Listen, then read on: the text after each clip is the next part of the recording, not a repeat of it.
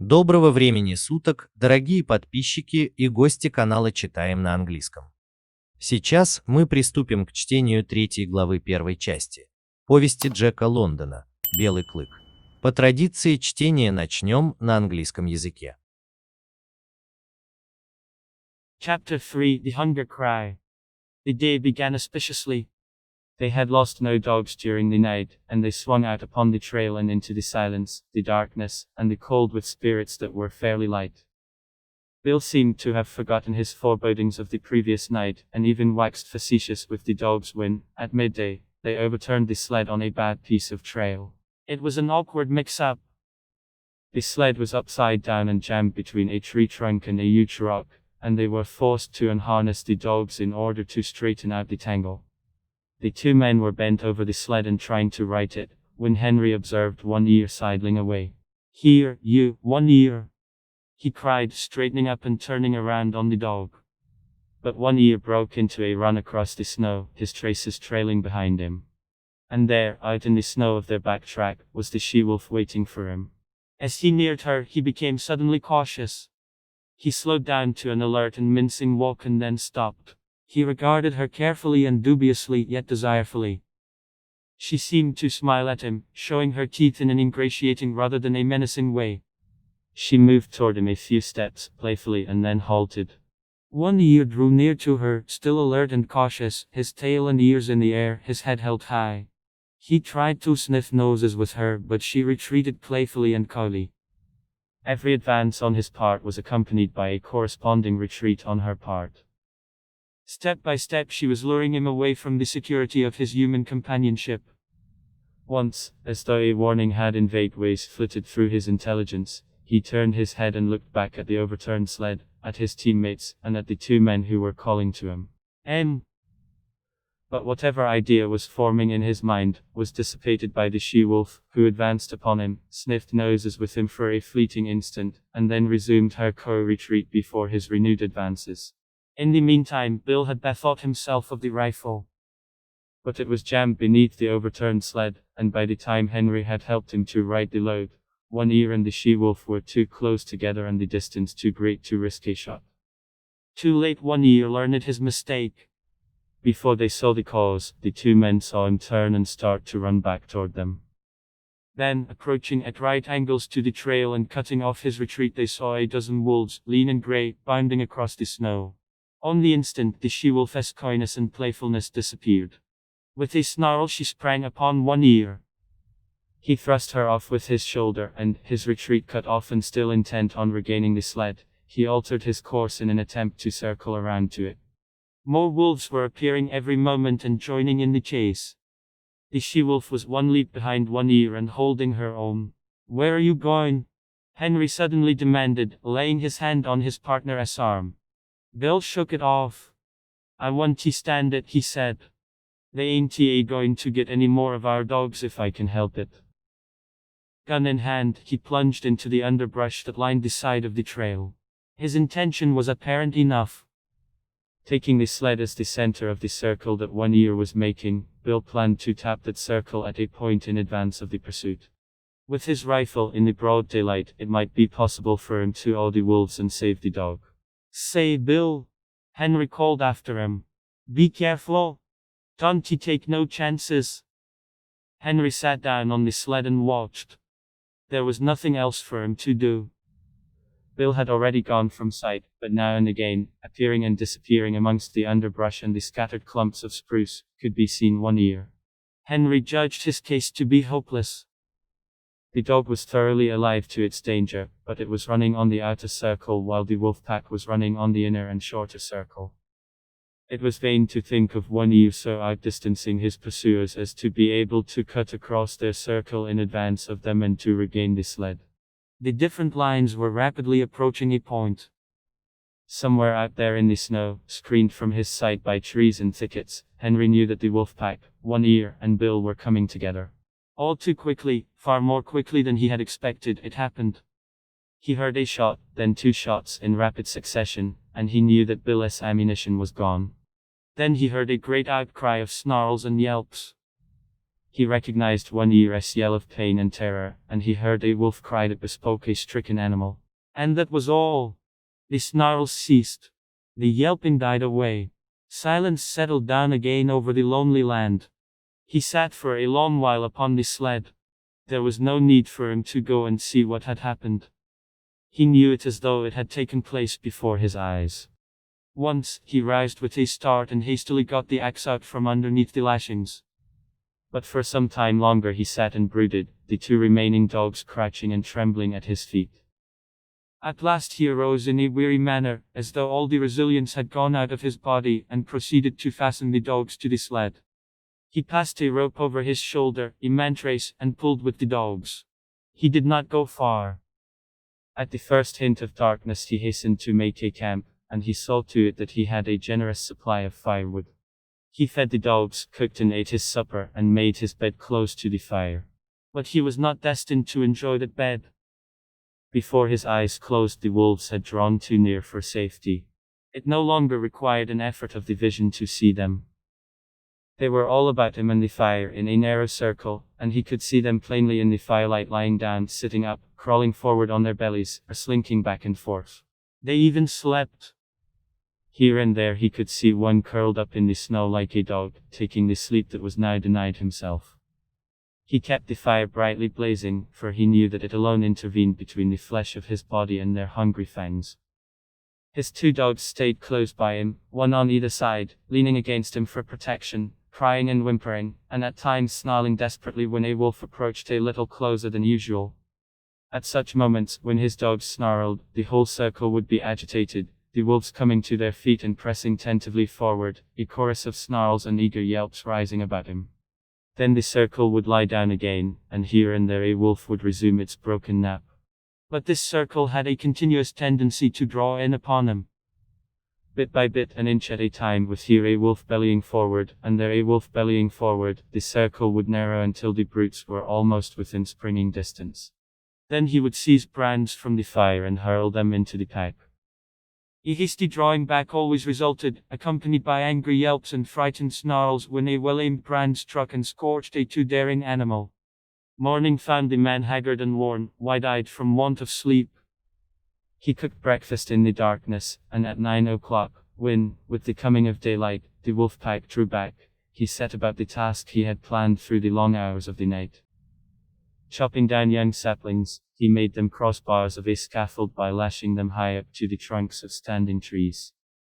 Using the sled lashing for a heaving rope, and with the aid of the dogs, he hoisted the coffin to the top of the scaffold.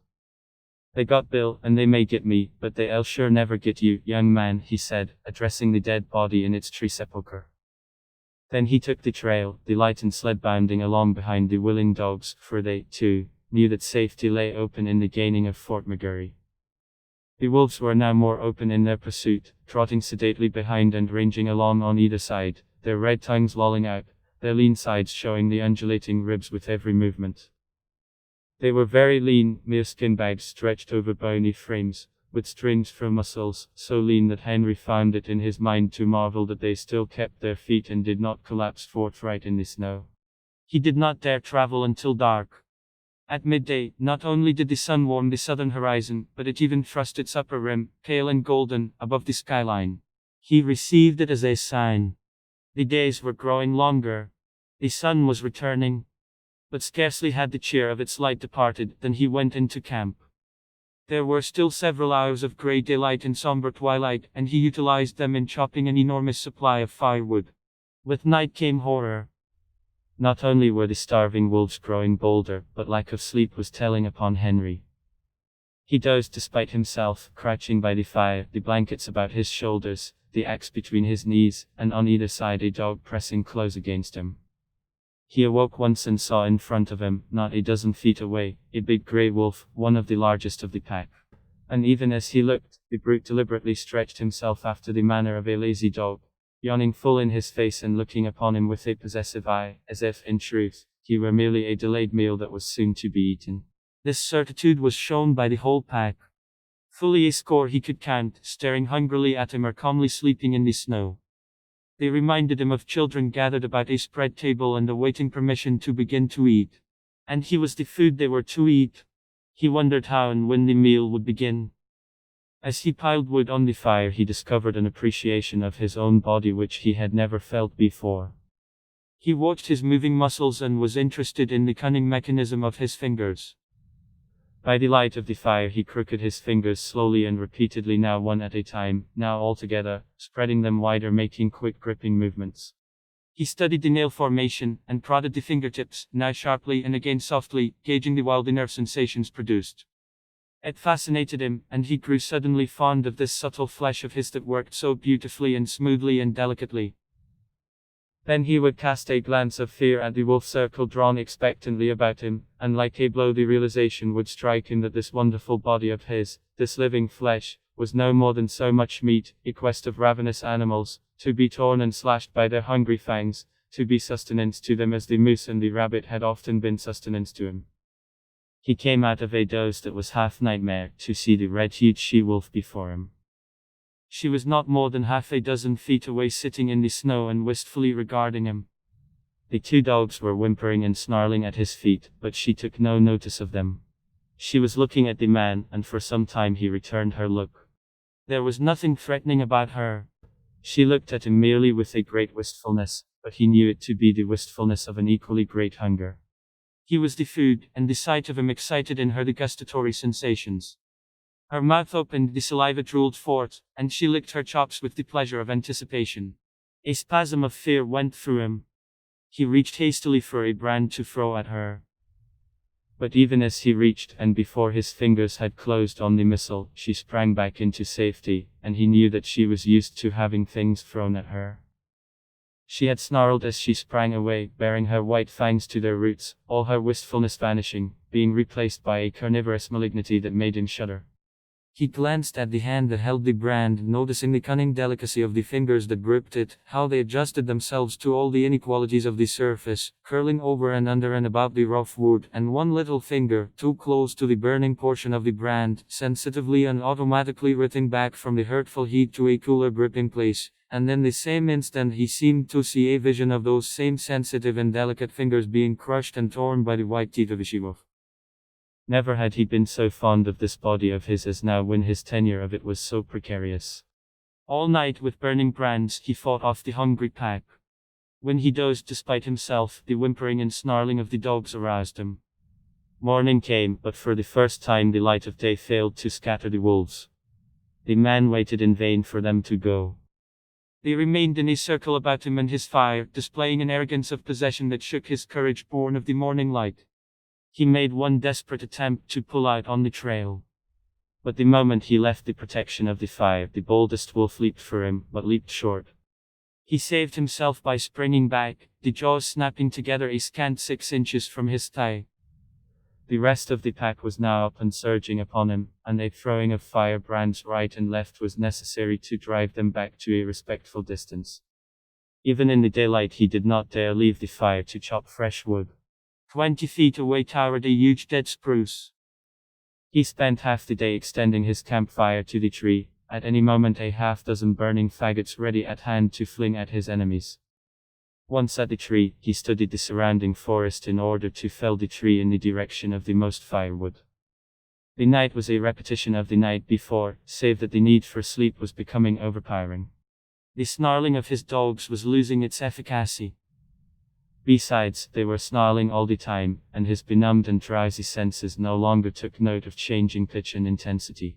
He awoke with a start. The she-wolf was less than a yard from him. Mechanically, at short range, without letting go of it, he thrust a brand full into her open and snarling mouth. She sprang away, yelling with pain, and while he took delight in the smell of burning flesh and hair, he watched her shaking her head and growling wrathfully a score of feet away. But this time, before he dozed again, he tied a burning pine knot to his right hand.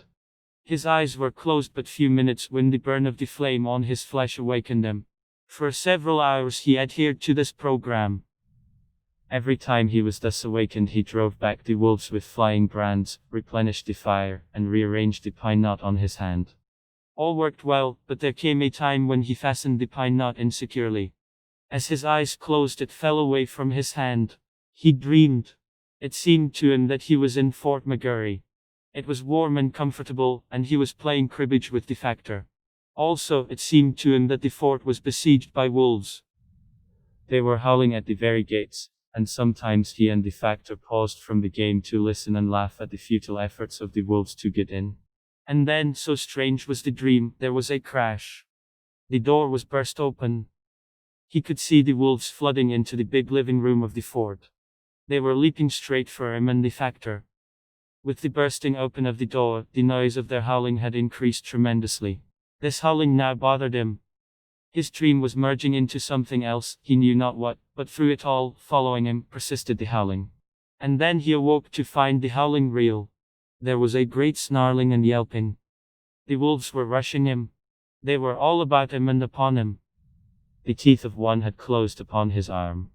Instinctively he leaped into the fire, and as he leaped, he felt the sharp slash of teeth that tore through the flesh of his leg.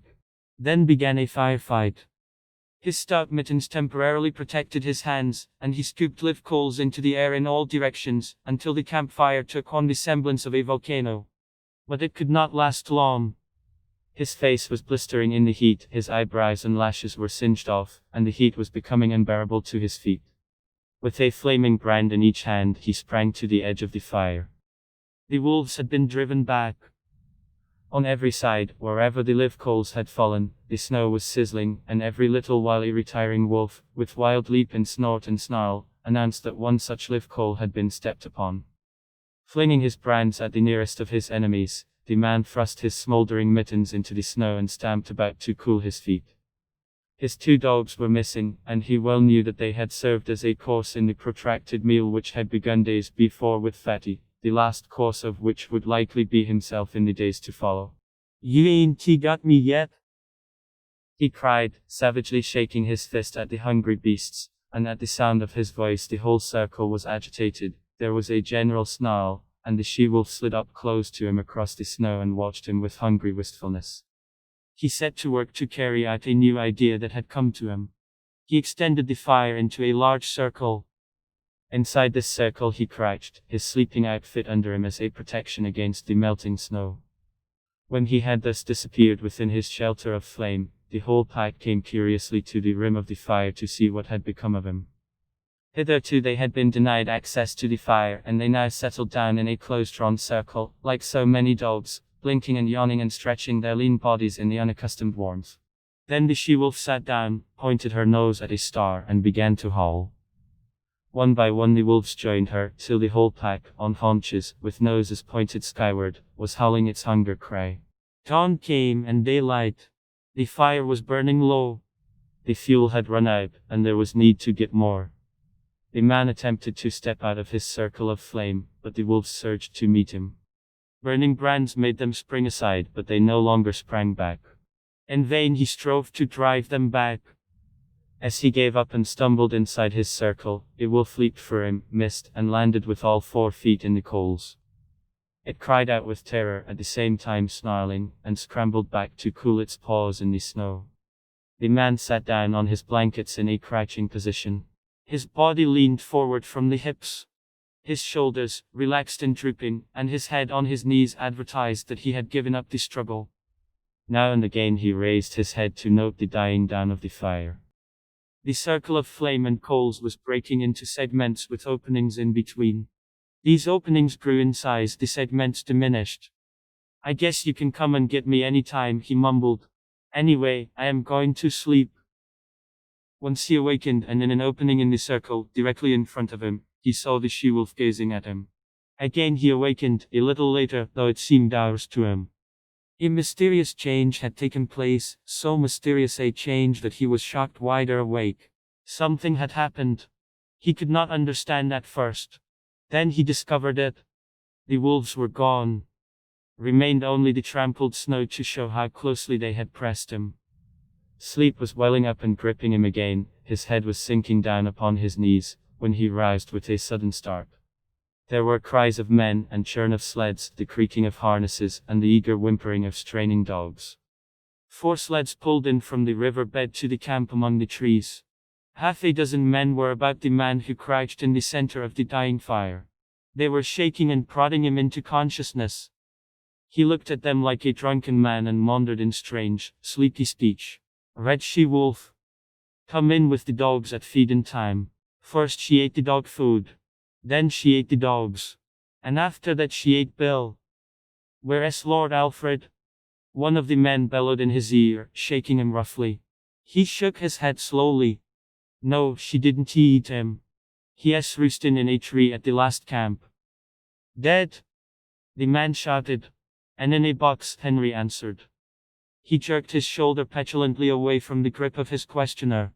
Say, you lemme alone. I am just plumb tuckered up. Good night, everybody. His eyes fluttered and went shut. His chin fell forward on his chest.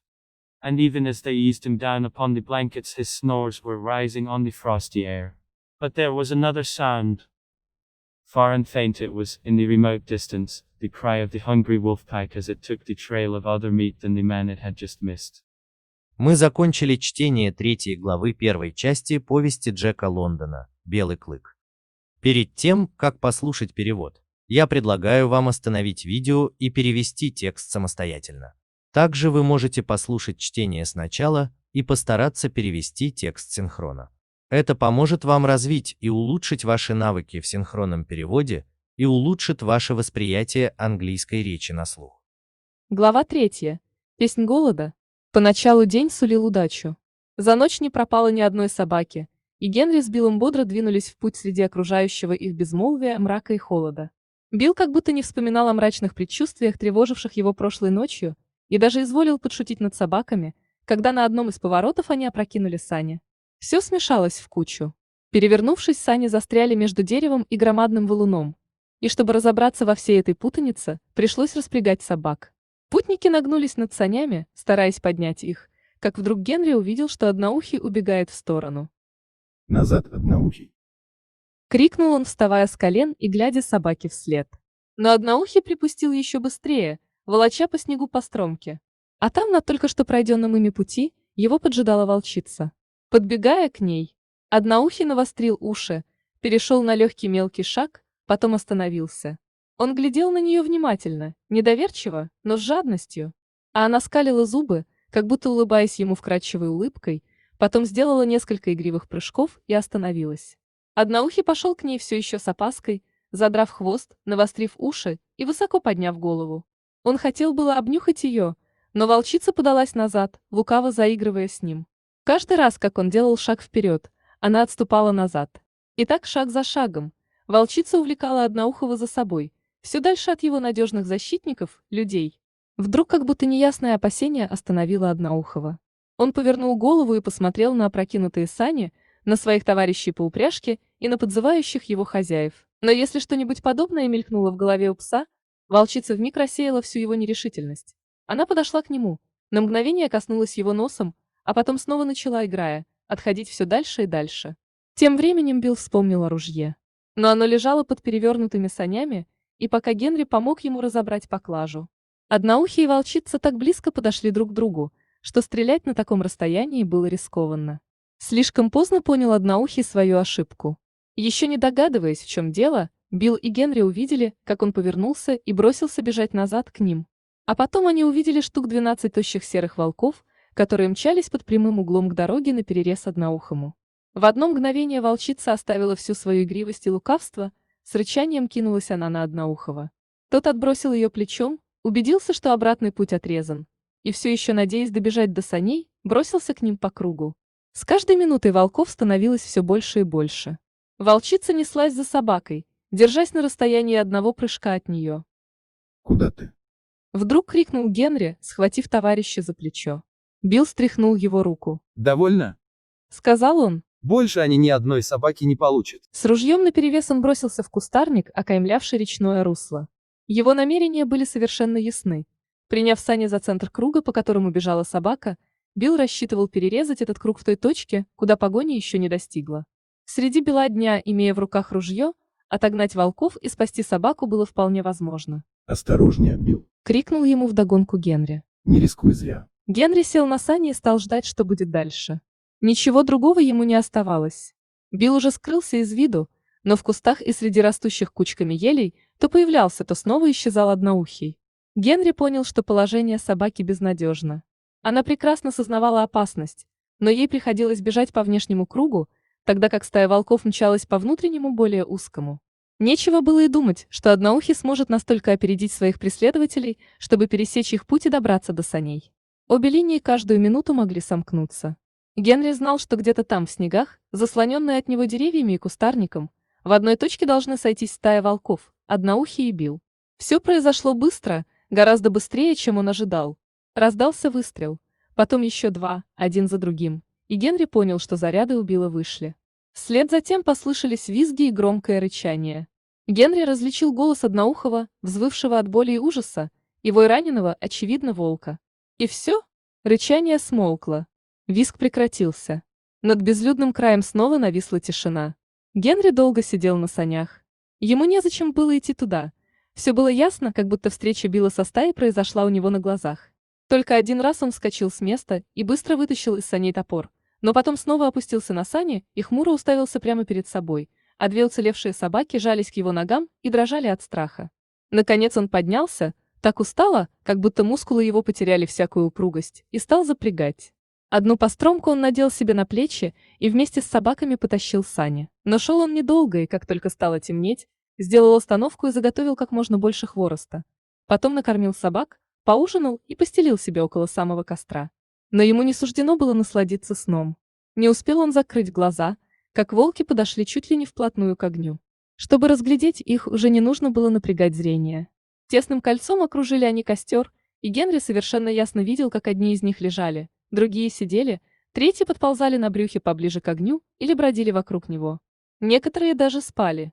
Они свертывались на снегу клубочком по собачьи и спали крепким сном, а он сам не мог теперь сомкнуть глаз. Генри развел большой костер, так как он знал, что только огонь служит преградой между его телом и клыками голодных волков. Обе собаки сидели у ног своего хозяина, одна справа, другая слева, в надежде, что он защитит их. Они выли, взвизгивали и принимались иступленно лаять, если какой-нибудь волк подбирался к костру ближе остальных.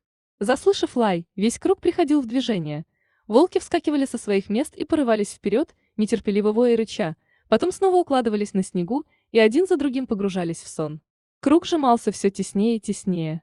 Мало-помалу, дюйм за дюймом, то один, то другой волк ползком подвигался вперед, пока все они не оказывались на расстоянии почти одного прыжка от Генри. Тогда он выхватывал из костра головни и швырял ими в стаю. Это вызывало поспешное отступление, сопровождаемое разъяренным воем и испуганным рычанием, если пущенная меткой рукой головня попадала в какого-нибудь слишком смелого волка. К утру Генри осунулся, глаза у него запали от бессонницы. В темноте он сварил себе завтрак, а в 9 часов, когда дневной свет разогнал волков, принялся за дело, которое обдумал в долгие ночные часы. Он срубил несколько молодых елей и, привязав их высоко к деревьям, устроил помост. Затем, перекинув через него веревки от саней, с помощью собак поднял гроб и установил его там наверху. До Билла добрались и до меня, может, доберутся. Но вас-то, молодой человек, им не достать. Сказал он, обращаясь к мертвецу, погребенному высоко на деревьях. Покончив с этим, Генри пустился в путь. Порожние сани легко подпрыгивали за собаками, которые прибавили ходу, зная, как и человек, что опасность минует их только тогда, когда они доберутся до форта Магэри. Теперь волки совсем осмелели. Спокойной рысцой бежали они позади саней и рядом, высунув языки, поводя тощими боками. Волки были до того худы, кожа до кости, только мускулы проступали точно веревки, что Генри удивлялся, как они держатся на ногах и не валятся в снег. Он боялся, что темнота застанет его в пути. Полдень солнца не только согрело южную часть неба, но даже бледным золотистым краешком показалось над горизонтом. Генри увидел в этом доброе предзнаменование. Дни становились длиннее, солнце возвращалось в эти края. Но как только приветливые лучи его померкли, Генри сделал привал. До полной темноты оставалось еще несколько часов серого дневного света и мрачных сумерек, и он употребил их на то, чтобы запасти как можно больше хвороста. Вместе с темнотой к нему пришел ужас. Волки осмелели, да и проведенная без сна ночь давала себя знать. Закутавшись в одеяло, положив топор между ног, он сидел около костра и никак не мог преодолеть дремоту. Обе собаки жались вплотную к нему. Среди ночи он проснулся и в каких-нибудь 12 футах от себя увидел большого серого волка, одного из самых крупных во всей стае. Зверь медленно потянулся, точно разленившийся пес, и всей пастью зевнул Генри прямо в лицо, поглядывая на него как на свою собственность, как на добычу, которая рано или поздно достанется ему. Такая уверенность чувствовалась в поведении всей стаи. Генри насчитал штук 20 волков, смотревших на него голодными глазами или спокойно спавших на снегу. Они напоминали ему детей, которые собрались вокруг накрытого стола и ждут только разрешения, чтобы наброситься на лакомство. И этим лакомством суждено стать ему. Когда же волки начнут свой пир? Думал он, подкладывая хворост в костер. Генри заметил, что теперь он совершенно по-новому относится к собственному телу. Он наблюдал за работой своих мускулов и с интересом разглядывал хитрый механизм пальцев. При свете костра он несколько раз подряд сгибал их, то поодиночке, то все сразу, то растопыривал, то быстро сжимал в кулак. Он приглядывался к строению ногтей, пощипывал кончики пальцев, то сильнее, то мягче, испытывая чувствительность своей нервной системы. Все это восхищало Генри, и он внезапно проникся нежностью к своему телу, которое работало так легко, так точно и совершенно.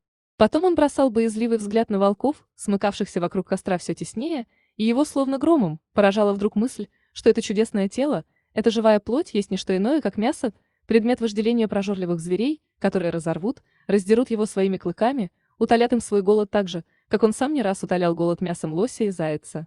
Он очнулся от дремоты, граничившей с кошмаром, и увидел перед собой рыжую волчицу. Она сидела в каких-нибудь 6 футах от костра и тоскливо поглядывала на человека. Обе собаки скулили и рычали у его ног, но волчица словно и не замечала их. Она смотрела на человека, и в течение нескольких минут он отвечал ей тем же. Вид у нее был совсем не свирепый, в глазах ее светилась страшная тоска, но Генри знал, что тоска эта порождена таким же страшным голодом. Он был пищей, и вид этой пищи возбуждал в волчице вкусовые ощущения. Пасть ее была разинута, слюна капала на снег, и она облизывалась, предвкушая поживу. Безумный страх охватил Генри. Он быстро протянул руку за головней, но не успел дотронуться до нее, как волчица отпрянула назад. Видимо, она привыкла к тому, чтобы в нее швыряли чем попало. Волчица огрызнулась, оскалив белые клыки до самых десен. Тоска в ее глазах сменилась такой кровожадной злобой, что Генри вздрогнул. Он взглянул на свою руку, заметил, с какой ловкостью пальцы держали головню, как они прилаживались ко всем ее неровностям, охватывая со всех сторон шероховатую поверхность, как мизинец, помимо его воли, сам собой отодвинулся подальше от горячего места. Взглянул и в ту же минуту ясно представил себе, как белые зубы волчицы вонзятся в эти тонкие нежные пальцы и разорвут их. Никогда еще Генри не любил своего тела так, как теперь, когда существование его было столь непрочно. Всю ночь Генри отбивался от голодной стаи горящими головнями, засыпал, когда бороться с дремотой не хватало сил, и просыпался от визга и рычания собак. Наступило утро, но на этот раз дневной свет не прогнал волков. Человек напрасно ждал, что его преследователи разбегутся. Они по-прежнему кольцом оцепляли костер и смотрели на Генри с такой наглой уверенностью, что он снова лишился мужества, которое вернулось было к нему вместе с рассветом. Генри тронулся в путь, но едва он вышел из-под защиты огня, как на него бросился самый смелый волк из стаи. Однако прыжок был плохо рассчитан, и волк промахнулся. Генри спасся тем, что отпрыгнул назад, и зубы волка щелкнули в нескольких дюймах от его бедра. Вся стая кинулась к человеку, заметалась вокруг него, и только горящие головни отогнали ее на почтительное расстояние. Даже при дневном свете Генри не осмеливался отойти от огня и нарубить хвороста. В шагах в 20 от саней стояла громадная засохшая ель. Он потратил половину дня, чтобы растянуть до нее цепь костров, все время держа наготове для своих преследователей несколько горящих веток. Добравшись до цели, он огляделся вокруг, высматривая, где больше хвороста, чтобы свалить ель в ту сторону. Эта ночь была точным повторением предыдущей, с той только разницей, что Генри почти не мог бороться со сном. Он уже не просыпался от рычания собак. К тому же они рычали не переставая, а его усталый, погруженный в дремоту мозг уже не улавливал оттенков в их голосах. И вдруг он проснулся, будто от толчка. Волчица стояла совсем близко. Машинально он ткнул головней в ее оскаленную пасть. Волчица отпрянула назад, воя от боли, а Генри с наслаждением вдыхал запах паленой шерсти и горелого мяса, глядя, как зверь трясет головой и злобно рычит уже в нескольких шагах от него. Но на этот раз, прежде чем заснуть, Генри привязал к правой руке тлеющий сосновый сук. Едва он закрывал глаза, как боль от ожога будила его. Так продолжалось несколько часов. Просыпаясь, он отгонял волков горящими головнями, подбрасывал в огонь хвороста и снова привязывал сук к руке. Все шло хорошо, но в одно из таких пробуждений Генри плохо затянул ремень, и как только глаза его закрылись, сук выпал у него из руки. Ему снился сон. Форт МакГэри. Тепло, уютно. Он играет в крибидж с начальником фактории. И ему снится, что волки осаждают форт. Волки воют у самых ворот, и они с начальником по временам отрываются от игры, чтобы прислушаться к вою и посмеяться над тщетными усилиями волков проникнуть внутрь форта. Потом какой странный сон ему снился. Раздался треск. Дверь распахнулась настежь. Волки ворвались в комнату. Они кинулись на него и на начальника. Как только дверь распахнулась, вой стал оглушительным, он уже не давал ему покоя. Сон принимал какие-то другие очертания. Генри не мог еще понять, какие, и понять это ему мешал вой, не прекращающийся ни на минуту. А потом он проснулся и услышал вой и рычание уже наяву. Волки всей стаи бросились на него. Чьи-то клыки впились ему в руку. Он прыгнул в костер и, прыгая, почувствовал, как острые зубы полоснули его по ноге. И вот началась битва. Толстые рукавицы защищали его руки от огня. Он полными горстями расшвыривал во все стороны горящие угли, и костер стал под конец чем-то вроде вулкана. Но это не могло продолжаться долго. Лицо у Генри покрылось волдырями, брови и ресницы были опалены, ноги уже не терпели жара. Схватив в руки по головне, он прыгнул ближе к краю костра. Волки отступили. Справа и слева, всюду, куда только падали угли, шипел снег, и по отчаянным прыжкам, фырканью и рычанию можно было догадаться, что волки наступали на них. Расшвыряв головни, человек сбросил с рук тлеющие рукавицы и принялся топать по снегу ногами, чтобы остудить их. Обе собаки исчезли, и он прекрасно знал, что они послужили очередным блюдом на том затянувшемся пиру, который начался с Фетти, и в один из ближайших дней, может быть, закончится им самим. А все-таки до меня вы еще не добрались. Крикнул он, бешено погрозив кулаком голодным зверем. Услышав его голос, стая заметалась, дружно зарычала, а волчица подступила к нему почти вплотную и уставилась на него тоскливыми, голодными глазами. Генри принялся обдумывать новый план обороны. Разложив костер широким кольцом, он бросил на тающий снег свою постель и сел на ней внутри этого кольца. Как только человек скрылся за огненной оградой, вся стая окружила ее, любопытствуя, куда он девался. До сих пор им не было доступа к огню, а теперь они расселись около него тесным кругом и, как собаки, жмурились, зевали и потягивались в непривычном для них тепле. Потом волчица уселась на задние лапы, подняла голову и завыла. Волки один за другим подтягивали ей, и, наконец, вся стая, уставившись мордами в звездное небо, затянула песнь голода. Стало светать, потом наступил день. Костер догорал. Хворост подходил к концу, надо было пополнить запас. Человек попытался выйти за пределы огненного кольца, но волки кинулись ему навстречу. Горящие головни заставляли их отскакивать в стороны, но назад они уже не убегали. Тщетно старался человек прогнать их. Убедившись, наконец, в безнадежности своих попыток, он отступил внутрь горящего кольца, и в это время один из волков прыгнул на него, но промахнулся и всеми четырьмя лапами угодил в огонь. Зверь взвыл от страха, огрызнулся и отполз от костра, стараясь остудить на снегу обожженные лапы. Человек, сгорбившись, сидел на одеяле. По безвольно опущенным плечам и поникшей голове можно было понять, что у него больше нет сил продолжать борьбу.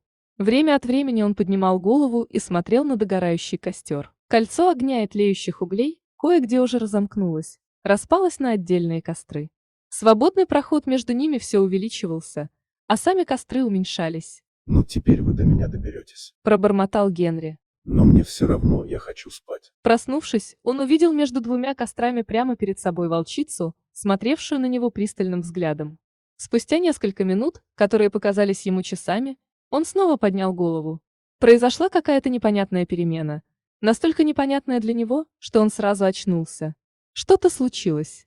Сначала он не мог понять, что именно. Потом догадался, волки исчезли. Только по вытоптанному кругом снегу можно было судить, как близко они подбирались к нему. Волна дремоты снова охватила Генри, голова его упала на колени, но вдруг он вздрогнул и проснулся. Откуда-то доносились людские голоса, скрип полозьев, нетерпеливое повизгивание собак. От реки к стоянке между деревьями подъезжало 4 нарт. Несколько человек окружили Генри, скорчившегося в кольце угасающего огня. Они расталкивали и трясли его, стараясь привести в чувство. Он смотрел на них как пьяный и бормотал вялым сонным голосом. Рыжая волчица приходила к кормежке собак. Сначала сожрала собачий корм, потом собак, а потом била. Где лорд Альфред? Крикнул ему в ухо один из приехавших, с силой тряхнув его за плечо. Он медленно покачал головой. Его она не тронула. Он там, на деревьях, у последней стоянки. Умер? Да, В гробу. ответил Генри. Он сердито дернул плечом, высвобождаясь от наклонившегося над ним человека. Оставьте меня в покое, я не могу. Спокойной ночи. Веки Генри дрогнули и закрылись, голова упала на грудь. И как только его опустили на одеяло, в морозной тишине раздался громкий храп.